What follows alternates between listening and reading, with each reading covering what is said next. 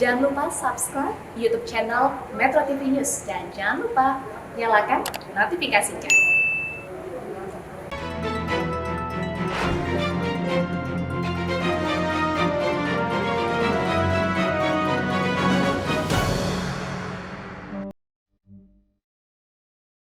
Saya kan kerja di sini udah termasuk udah lelah dah.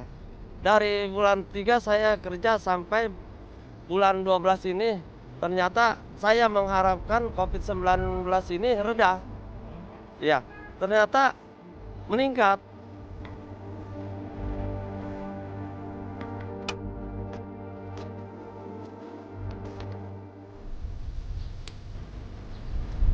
Udah masuk berapa kali, Kak? Sekarang 15 Mending berarti ya? penting. Waktu hari Senin doang itu yang parah mah itu Iya. 38 sampai jam 10 malam. Jam 10 malam juga belum pada bubar. Iya. Itu terus sendiri kendalanya. Udah keteter semua lubang juga.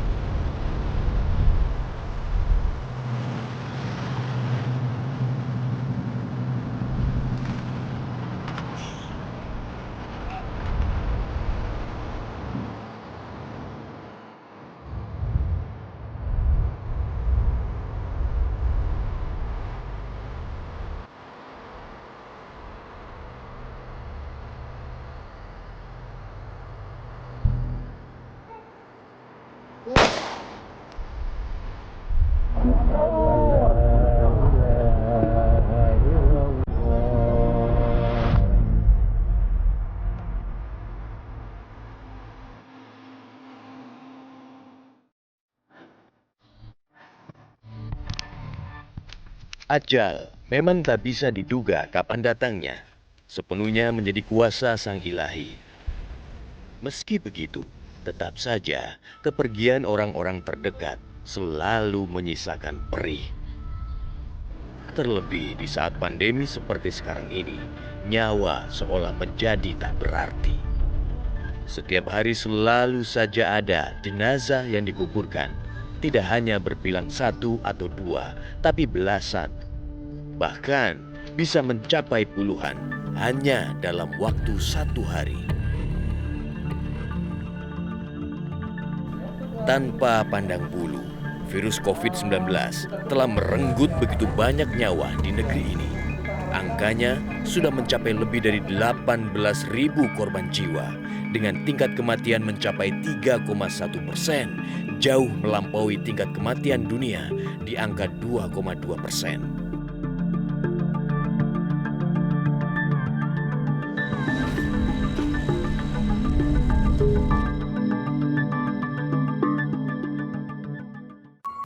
Agar dilihat betul-betul kenapa peningkatannya begitu sangat drastis. DKI Jakarta hingga saat ini masih menjadi penyumbang tertinggi kasus penyebaran COVID-19.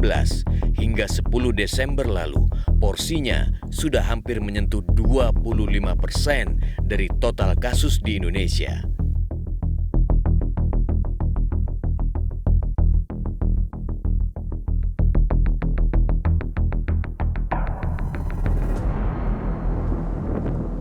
Virus COVID-19 tidak pandang bulu. Nyatanya, siapa saja bisa terjangkiti, kapan dan dimanapun. Tua, muda, bahkan balita pun bisa menjadi korbannya hingga terenggut nyawa. Di DKI Jakarta saja, corona telah merenggut nyawa lebih dari 2.800 orang. Dari waktu ke waktu, area makam yang dialokasikan khusus bagi jenazah positif COVID-19 kian penuh, termasuk di kawasan TPU Pondok Rangon, Jakarta Timur. Sebab terus bertambahnya kasus positif corona juga diikuti dengan naiknya angka kematian. Sampai-sampai saat ini diberlakukan sistem tumpang untuk pemakaman korban corona. Meski sudah 23 tahun berhadapan dengan jenazah, Iden tidak pernah merasa setakut sekarang ini. Sejak coronavirus merebak di Indonesia bulan Maret silam, pria parubaya ini terus-menerus tanpa henti memakamkan jenazah penderita COVID-19.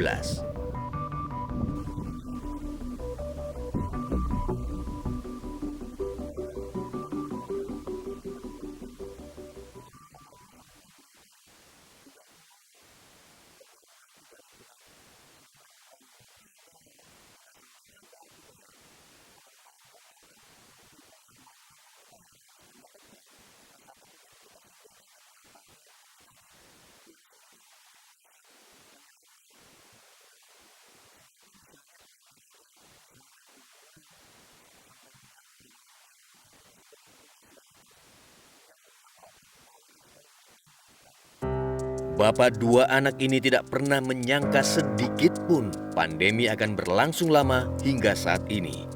Panggilan kemanusiaanlah yang lambat laun mampu mengikis rasa takutnya. Lagi pula, ia dan para penggali makam lainnya juga dibekali alat pelindung diri untuk mencegah penyebaran dan penularan virus corona.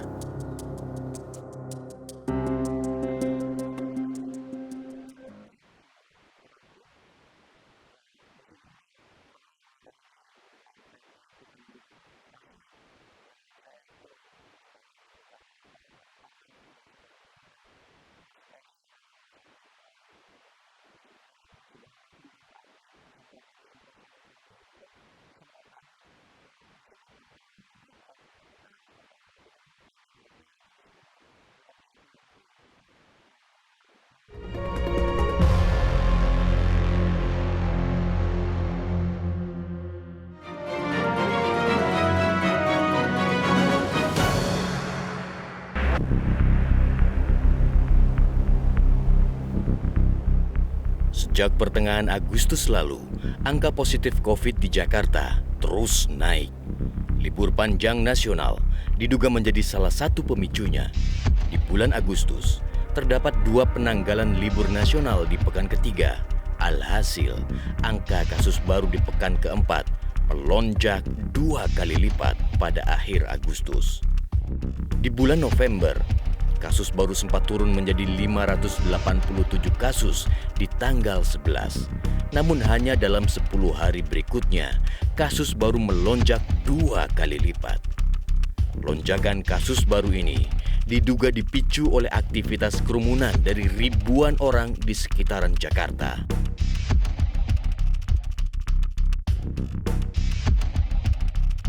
Sementara tingkat kematian juga kembali naik. Sempat turun di bawah 10 kasus kematian di bulan Juni dan Juli. Namun kembali naik hingga bulan Desember. Angka bergerak dari belasan menjadi 30-an kasus kematian per hari.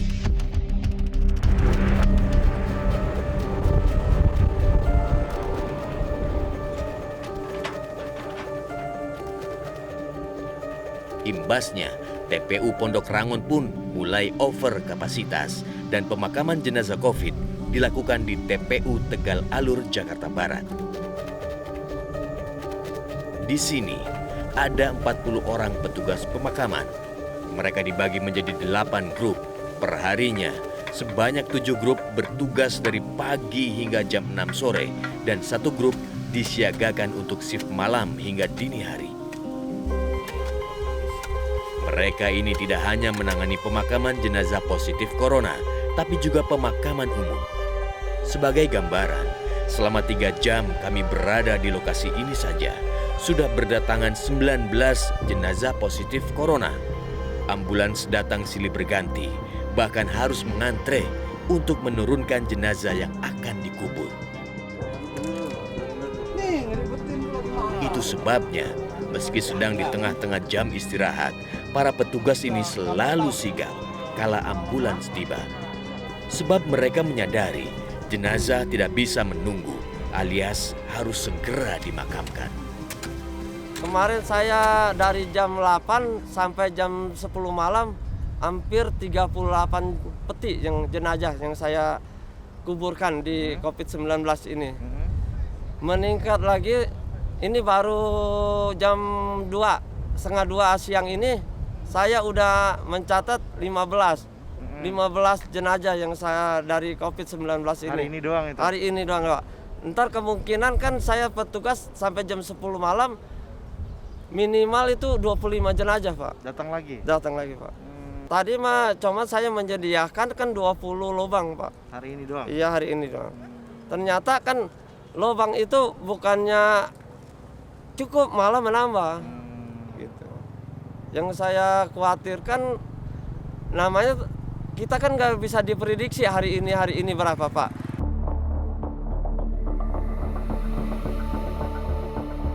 Jika dicermati, sejak dideteksi kasus 01 pada pertengahan Maret lalu hingga 5 Desember bulan ini, kasus positif COVID di Jakarta naik signifikan. Lonjakan ini juga berimbas pada tingkat okupansi rumah sakit rujukan COVID-19. Di Jakarta, okupansinya bahkan mencapai 63%. Angka ini lebih tinggi dibanding rata-rata nasional yang berada di kisaran 57,97%. Peningkatan kasus COVID dideteksi disebabkan oleh beberapa faktor, mulai dari dampak libur panjang, kegiatan masyarakat yang menimbulkan kerumunan, serta longgarnya penerapan protokol kesehatan di masyarakat.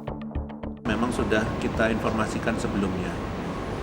Untuk yang liburan panjang yang terakhir, yang bulan Oktober-November, itu sudah kita ingatkan bahkan 2 minggu sebelumnya. Bahkan pada minggu liburan panjang itu juga kita ingatkan seluruh masyarakat untuk betul-betul menerapkan protokol kesehatan 3M. Dan di beberapa daerah tertentu, salah satunya di Jakarta, memang bisa naik kasusnya karena dipicu oleh beberapa event penting. Salah satu event penting itu adalah liburan panjang. 3 liburan panjang itu trennya kurang lebih kenaikan kasusnya setelah 14 hari, 10-14 hari terjadi peningkatan kasus. Dan peningkatan kasusnya antara 50 sampai dengan 100%.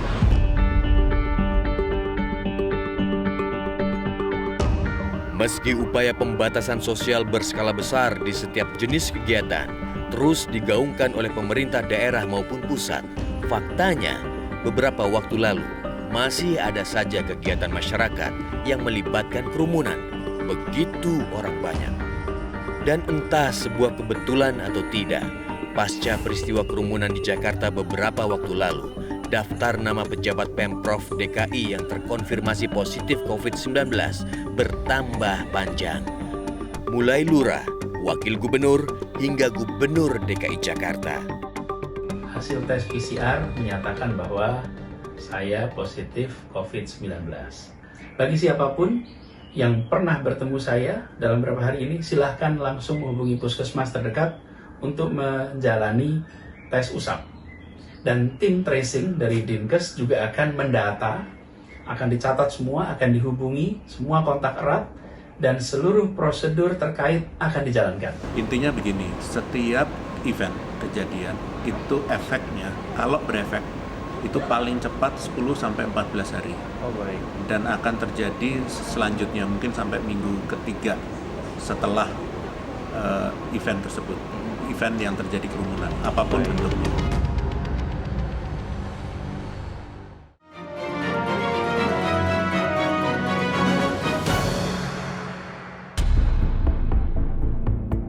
Pandemi tahun ini sungguh menjadi cobaan, tidak hanya di Indonesia, namun juga melanda 191 negara dan entitas di dunia. Tidak kurang dari 69 juta orang terinfeksi virus COVID-19 dan 1.580.000 diantaranya meninggal.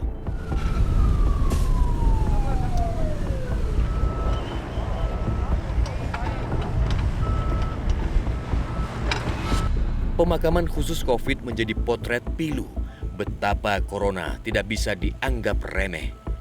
Virus bisa menyebar ke siapapun tanpa pandang bulu, termasuk orang-orang terdekat kita.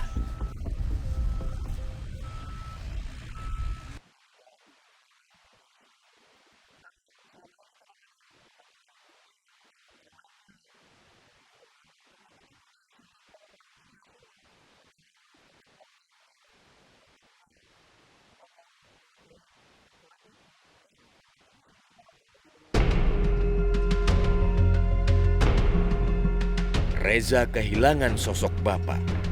Hanya dalam waktu 6 hari, sang panutan di keluarganya ini tak kuasa meredam infeksi virus corona. ayah tercintanya, meninggal dunia di usia 60 tahun. Datangnya kita nggak tahu, langsung tiba-tiba aja kan kena. Itu pas dites hasilnya itu baru kita kaget semua satu keluarga. Ya, saya juga sendiri nggak habis pikir ya Mbak, karena saya lihat tuh Bapak jarang maksudnya bepergian keluar kota gitu ke tempat lain. Bapak paling hanya di rumah terus. Emang biasanya sih Bapak suka keluar masuk rumah sakit. Cuman pas COVID ini dia lebih disertai sama sesak nafas gitu. Jadi agak kesulitan bernafas ininya.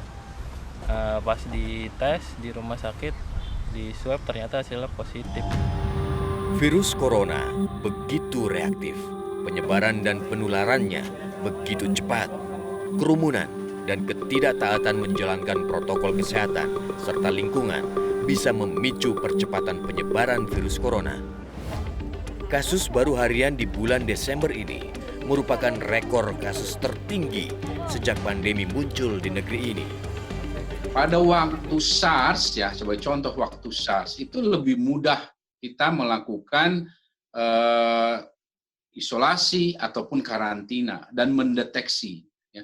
Karena orang yang sakit SARS itu parah langsung dan dia tidak sempat kemana-mana. Ya.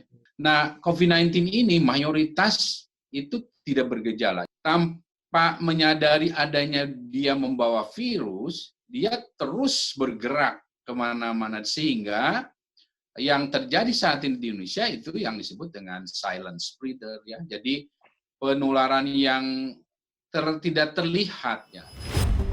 Menyikapi kondisi terus naiknya kasus baru corona di ibu kota, lagi-lagi Pemprov DKI Jakarta menerapkan pembatasan sosial berskala besar. PSBB Jilid 1 sebenarnya sudah digelar sejak 10 April lalu hingga berakhir masa transisi pada 30 Juli. Namun seiring kembali naiknya angka kasus, PSBB Jilid 2 diberlakukan sejak 14 September hingga masa transisi yang akan berakhir pada 21 Desember. Kita akan menarik rem darurat, yang itu artinya kita terpaksa kembali menerapkan pembatasan sosial berskala besar seperti pada masa awal pandemi dulu. Pengendalian pandemi yang benar dalam karakter seperti COVID-19 itu adalah mengendalikan orang. Memang harus yang dikendalikan tuh orang, bukan virus. Yes. Karena virus ini ada di orang yang terinfeksi itu. Caranya, ya tidak ada jalan lain, testing.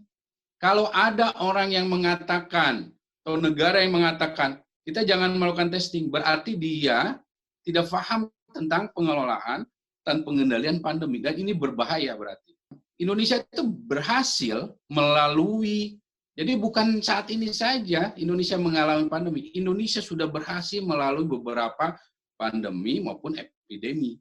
Jadi hampir tiap menteri kesehatan di Indonesia itu mengalami epidemi setidaknya ataupun pandemi. Dan kebetulan saya terlibat di situ. Dan semuanya itu memerlukan aspek testing dan tracing. Itulah senjata utama ya untuk mengendalikan satu wabah.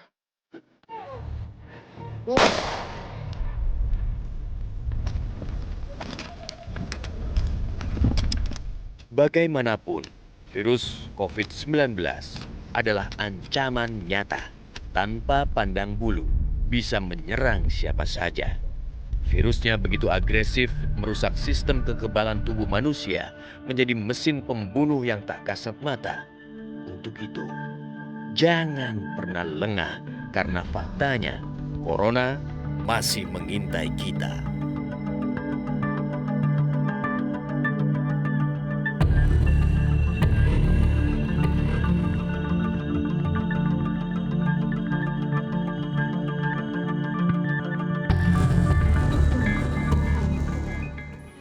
Metro TV